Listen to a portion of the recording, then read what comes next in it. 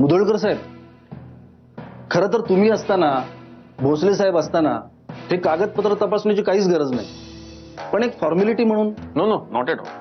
शेवटी व्यवहार तो व्यवहार. हो. बरं, वहिनी काय म्हणतायत? आणि छोकरा? मला मुलगी आहे महाजन साहेब. अरे हो, मुलगा ते आपल्या या साहेबांना मी नेहमी विसरतो बघा. पण काही विसरलो तरी वहिनींच्या हातचा तांबडा रस्ता मात्र अजून विसरलो नाही आम्ही. अहो, मंजिरी तर नेहमी विचारत असते, पुन्हा कधी येणार महाजन साहेब आपल्या घरी जेवायला.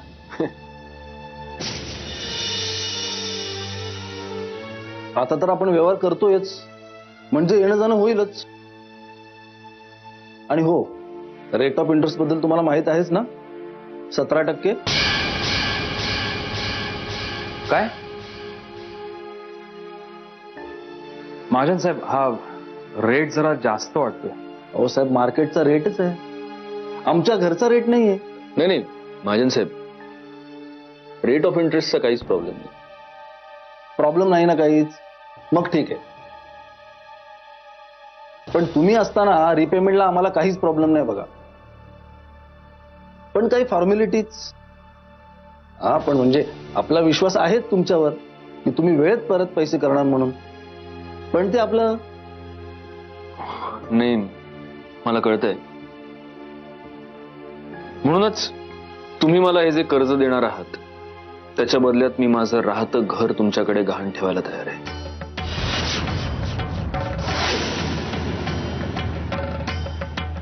सत्यजित, हे माझे घराचे पेपर्स, सगळ्या पेपर्सच्या कॉपीज आहेत. ती फाईल तुमच्यासाठीच आणली. मग काहीच तंटा नाही.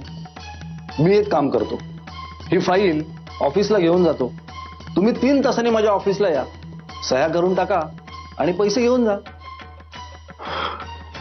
थँक्यू सो मच महाजन साहेब. थँक्यू काय मुधोळकर. अहो, वहिनींच्या तांबड्या रस्त्याला जागलं पाहिजे ना आम्हाला. Thank you. Okay sir, thank you sir. Satyajit, हा निर्णय घेण्याच्या आधी तू व्यंग, आपल्याजवळ दुसरा कुठलाही पर्याय होता का? पण माझं घर गहाण ठेवलं असतं ना आपण. तुझ्या घराचं व्हॅल्युएशन तेवढं नाही होत आहे व्यंग. पण तरी सुद्धा मला हे बघ, फक्त एक गरज म्हणून मी माझं घर गहाण ठेवलंय. याचा अर्थ मी माझ्या सगळ्या कुटुंबासकट उद्यापासून रस्त्यावर राहायला येणार आहे असं होत नाही. हा एक व्यवहार आहे आणि आपण मेहनत करून पुढच्या वर्षा 1.5 वर्षात या महाजनचं सगळं कर्ज फेडून टाकू ना. आता मी हैदराबादला त्यासाठीच गेलो होतो. अरे, तिथे खूप चांगल्या नवीन ओपनिंग्स आहेत. त्याबद्दल तर बोलायला वेळच नाही मिळाला आपल्याला. पण सत्यजित, तू हा व्यवहार करून माझ्यावरचं ओझं आणखीन वाढवलंयस. कदाचित हीच माझ्यासाठी शिक्षा आहे. Shut up, shut up. उलट मला मजा आली हा व्यवहार करताना.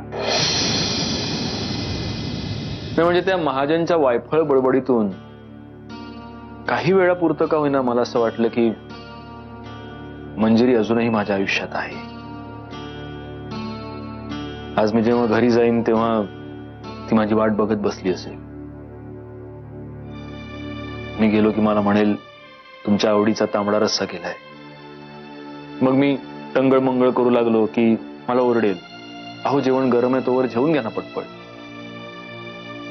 आणि मग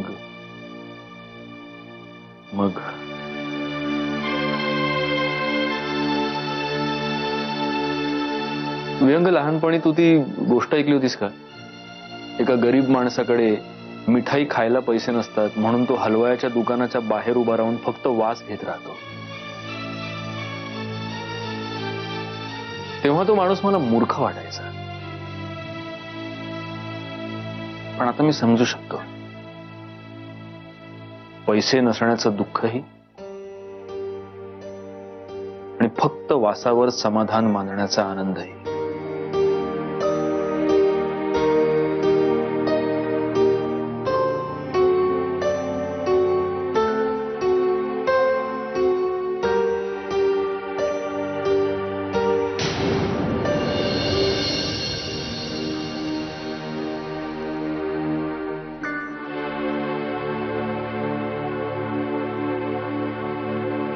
चहा.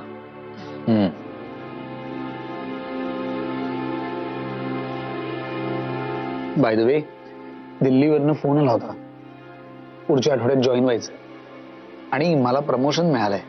सर सांगत होते एवढ्या कमी वेळामध्ये प्रमोट होणारा मी एकमेव आहे. आपण काय करूया माहिती, शुक्रवारपर्यंत आपण दिल्लीला पोहोचूया. म्हणजे काय होईल, वीकेंड सगळं सेटल होण्यामध्ये जाईल आणि मग सोमवारपासून फ्रेश जॉईन करायला, नाही का? मी मीरांना पण सांगतो त्यांचं अपार्टमेंट साफसूफ करून ठेवायला आणि शुक्रवार संध्याकाळची आपण फ्लाईटचे तिकीट्स बुक करू. आय एम शुअर एकदा आपण तिकडे गेलो ना की मिस्टर मेहरांचा तो 2 BHK फ्लॅट एकट्या माणसासाठी थोडा मोठा नाही? I mean it's your decision. तुला चालणार असेल तर मला काहीच नाही. मला आपलं वाटलं म्हणून मी. एक मिनिट, एकट्या माणसासाठी म्हणजे एकटं कोण चाललंय? तू. मी नाही येते. हे काय नवीन? नवीन काहीच नाहीये सुहास. मी तुला म्हणाले होते ना, मला दिल्लीत खूप लोनली फील होतं. एकटी पडते मी, माझी घुसमट होते. हा, आता माझे शब्द तुझ्या कानावर पडतच नाहीत, त्याला मी तरी काय करू ना. तू त्यानंतर तर म्हणाली होतीस की मी यायला तयार आहे म्हणून. सुहास, तू माझा नवरा आहेस आणि मी तुझी रिकाम टेकडी, नालायक, न कमवणारी बायको. त्यामुळे तू मला जिथे ओढत नेशील ना, तिथे तुझ्या मागे फरफटत येणं माझं कर्तव्य आहे. पण ज्या व्यक्तीला माझ्या शब्दाची काडी इतकी सुद्धा किंमत नाहीये, त्याच्या मागे मी तरी स्वतःच्या जीवाची किती ओढाताण करायची आणि कशासाठी? त्यामुळे तू जा दिल्लीला, तू तिथे काम कर, खूप मोठा हो, आणि मी आहे ना इथेच. मी कुठे जाणार आहे? आणि हो, माझी जेव्हा गरज लागेल तेव्हा सांग, येईन मी. यावंच लागेल. नाही, आता त्यासाठी वेगळी सोय करणार असशील तर. स्टॉप इट प्रिया, पास झाली तुझी नाटकं. नाटकं? बरोबर बरोबर, मी नाटकं करते. हे सुद्धा एक नाटकच आहे ना.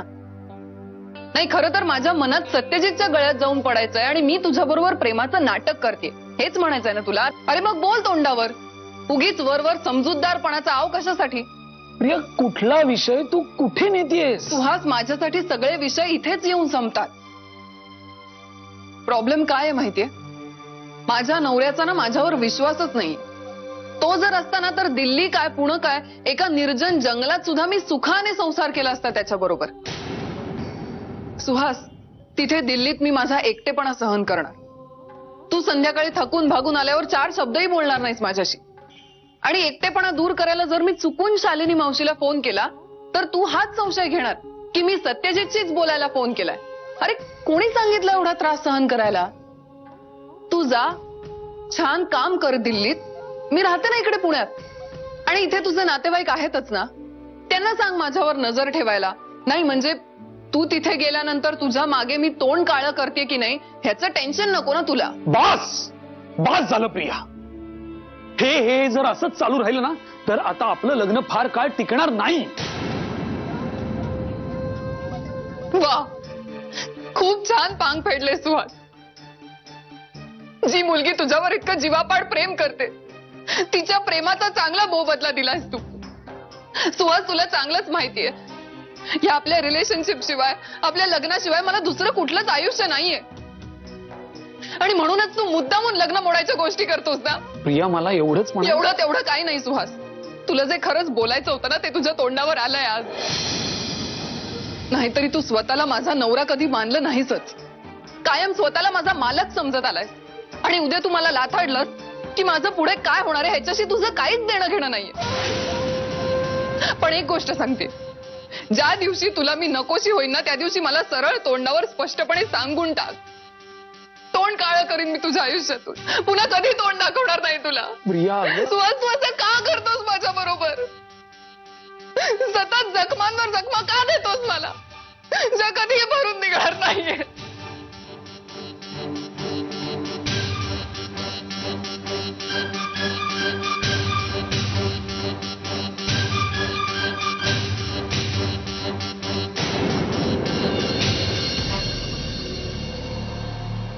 पैशांचा बंदोबस्त झाला.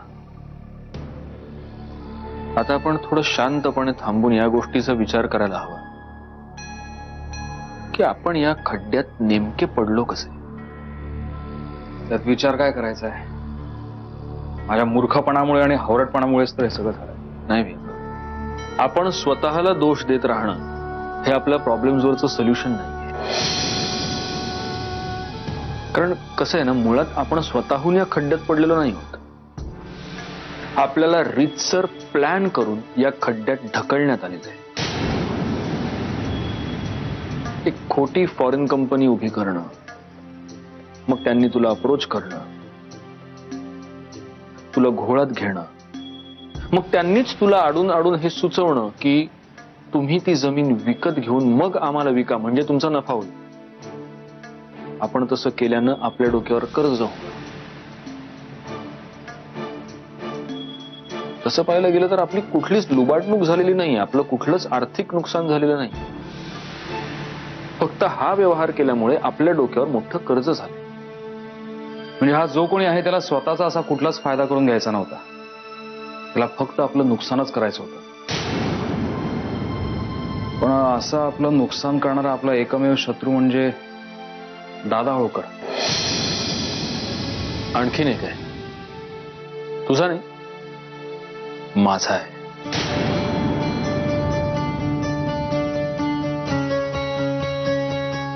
पृथ्वीराज सरनाईक. नाही सत्यजित, चुकतोयस तू. मला नाही वाटत बाबा असं काही करतील म्हणून. तू उगाच तुझ्या डोक्यात राग घालून त्यांच्याशी भांडलास. आणि आज तुमचं भांडण जरी झालेलं असलं तरी कोणी एकेकाळी ते तुला स्वतःच्या मुलासारखं मानत होते. मुलासारखं? जो माणूस आपल्या सख्ख्या मुलीवर राग म्हणून वर्षभर तिचं तोंड बघत नाही, त्या माणसासाठी त्या अशा मानलेल्या नात्याचं काय महत्व असणार? विहंग पृथ्वीराज सरनाईक आणि सत्यजित मुधोळकर यांच्यात खूप साम्य आहे. उद्या जर मी कन्व्हिन्स्ड असेल की एका माणसामुळे माझ्या मुलीच्या आयुष्याची वाट लागते, तर मी जगाच्या अंतापर्यंत जाऊन त्या माणसाला संपवण्याचा प्रयत्न करेन. प्रयत्न काय करेन, मी संपवूनच टाकेन.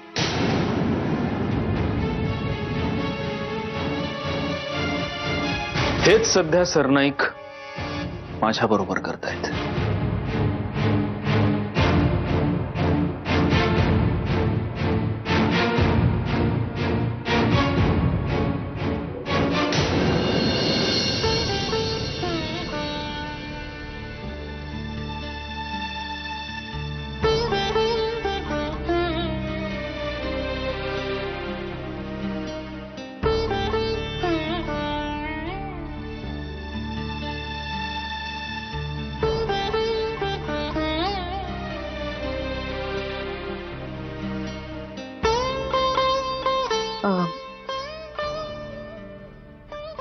ठरवलं होतं इथून पुढे तुझ्या पुढे हात पसरायचे नाहीत.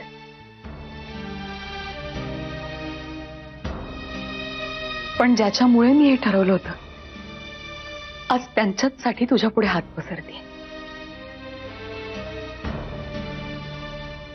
यांच्यावरची सगळी संकट दूर कर देवा. ज्या काही अडचणी असतील त्या सगळ्या अडचणी दूर कर. यांची रक्षा कर देवा, प्लीज.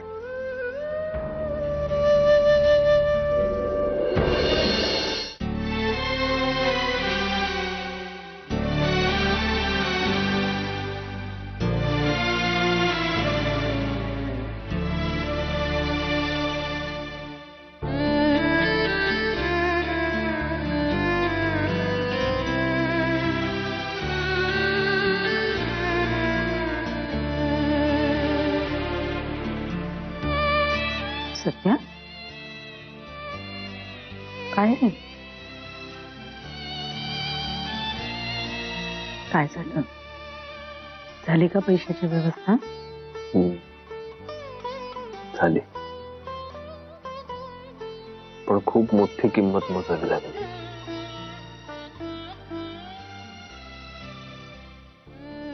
मला आपलं घर गहाण ठेवावं लागलं आहे. तू चिडली असशील ना माझ्यावर? येडायस का सध्या? मी कशी चिडेन तुझ्यावर? हं? ये. काय तरीच तुझं. अरे किती वेळ निभावून नेण्यासाठी असे निर्णय घ्यावे लागतात, माहितीये मला. आणि आता तूच म्हणालास ना, दुसरा पर्याय असता तर तू ही वेळ येऊच दिली नसतीस म्हणून. मग सत्या, या 2 खोल्यांच्या जुनाट घरातून तू आम्हाला बंगल्यात घेऊन आलास. सगळं ऐश्वर्य माझ्या पायाशी आणून ठेवलंस. आणि आता संकटाच्या वेळेला तुला जर असा निर्णय घ्यावा लागत असेल तर मी चिडेन काय? आणि मीच काय, घरातले सगळे तुझ्या पाठीशी उभे राहतील बघ. हवं तर मी बोलते गौरांशी. नाही आहे, त्याची खरंच गरज नाही. मला माहिती आहे हा निर्णय मला खूप घाईत घ्यावा लागला. तुझ्याशीही नाही बोलता आलं मला.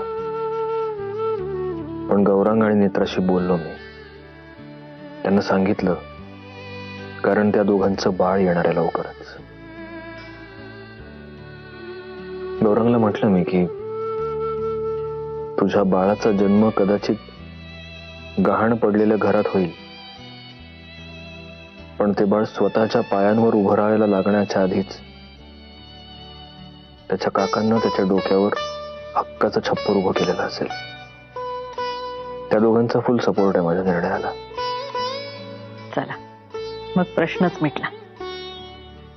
अगं इनफॅक्ट गौरांग आणि नेत्रा तर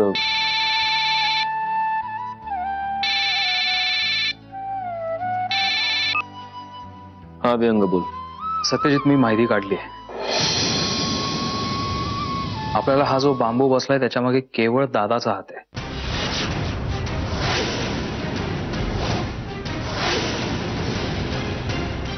बाबांचा त्याच्याशी काही संबंध नाहीये. तुलाही एवढी खात्रीलायक माहिती दिली कोणी? कदाचित असंही असू शकेल की सत्यजित, माहिती खात्रीलायकच आहे. आणि मी पुन्हा एकदा सांगतो की बाबांचा याच्याशी काही संबंध नाहीये. त्यामुळे तू उगाच त्यांना दोष देऊन तुझ्यातलं आणि वहिनींमधलं अंतर वाढू नकोस प्लीज.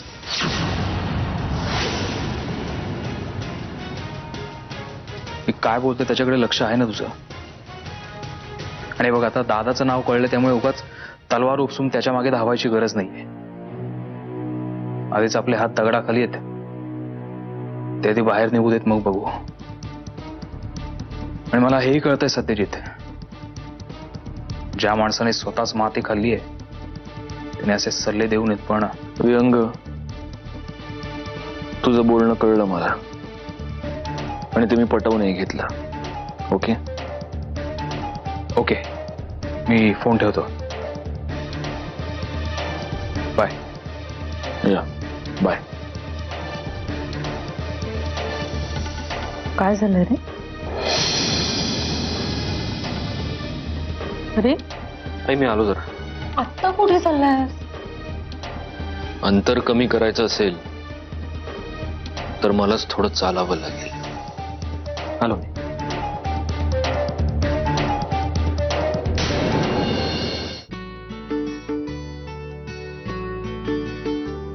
बघा बघी, मला आज जेवायला बोलून तुम्ही फार मोठी चूक केली.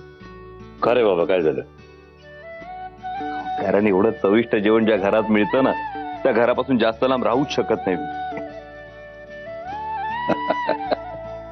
अरे मग इथेच राहायला ये की. मागात पडेल तुम्हाला. मंजिरीला रोज गाडाभर अन्न शिजवावं लागेल.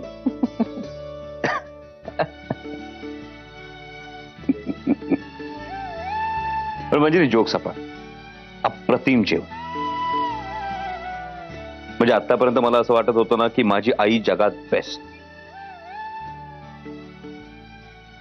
बट आय मस्ट कन्फेस, तू हरवलंस तिलाच. बस बस बस, खूप खूप कौतुक केलंस माझं. आणि माझंही जेवण झालंय, पोट भरलंय माझं.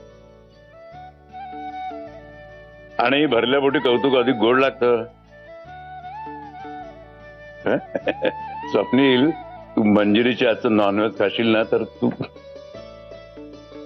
हो, नको नको नको काका, दया करा पोरावर. आता त्या जेवणाची स्वप्न बघण्यात अख्खी रात्र जागवावी लागेल, झोप नाही येणार. बरं मग जायफळ घालून कॉफी करू का? छान लहान मुलासारखा झोपशील. That's great idea. नेक काम में देरी क्यों?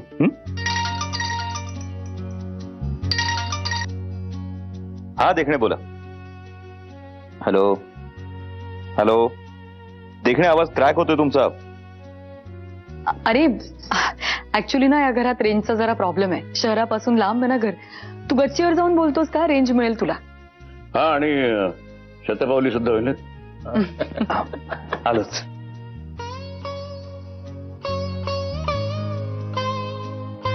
Great great. स्वप्नील ज्या खोलीमध्ये असतो ना त्या खोलीतल्या सगळ्यांचे चेहरे कसे प्रसन्न होतात. कोणाला बघ जरा. हो.